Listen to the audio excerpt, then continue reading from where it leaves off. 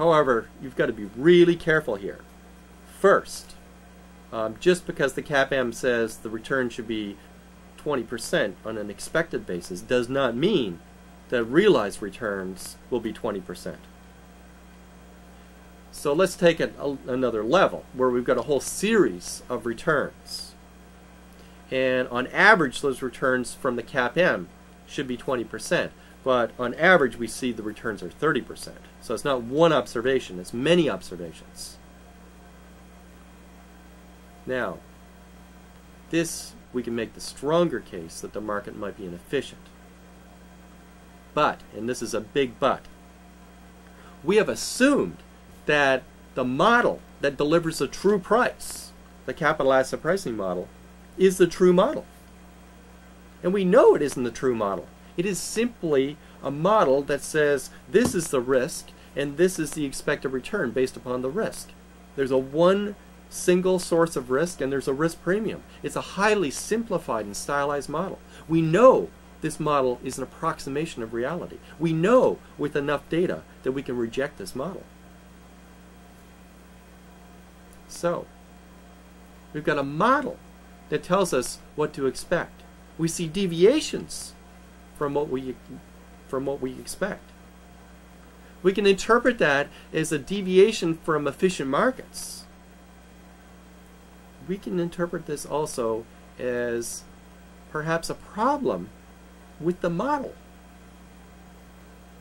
The model might be saying that the expected return is 20%, but if we had the right model, it might say the expected return is 30%, which is what was realized on average.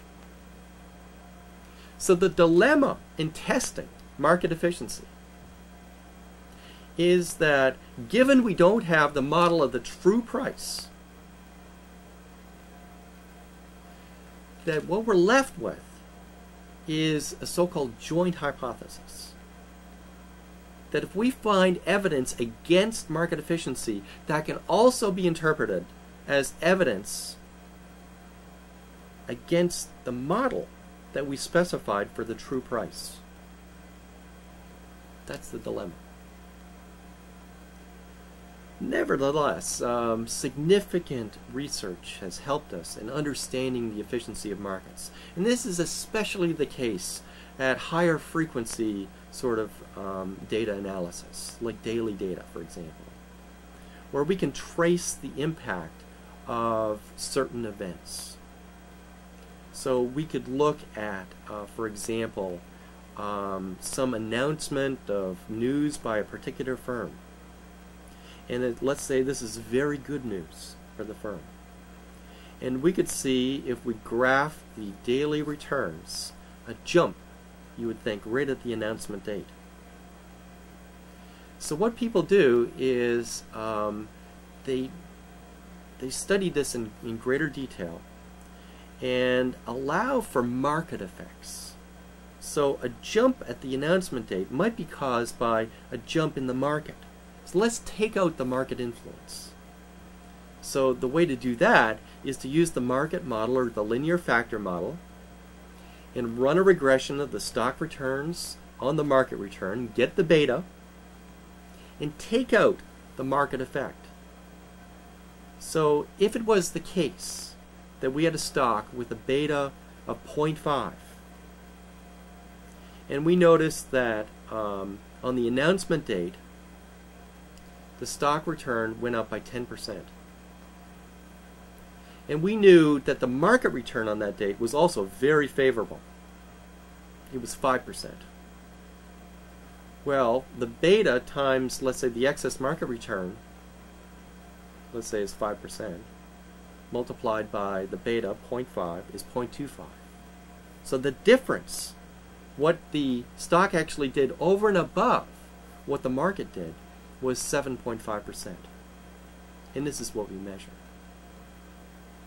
Now, what we can do, it's rather interesting, is not just to look at the announcement date, but to see what happened before.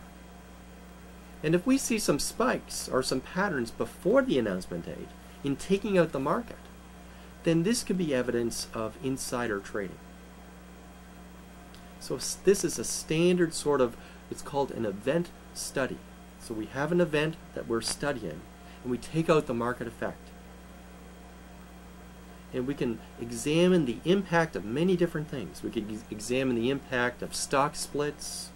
We could examine the impact of, for example, issuing debt or issuing new equity. We could examine the impact of earnings announcements, dividend changes. There's many different things that we could examine with this particular methodology. And all of this fits within the study of efficient markets.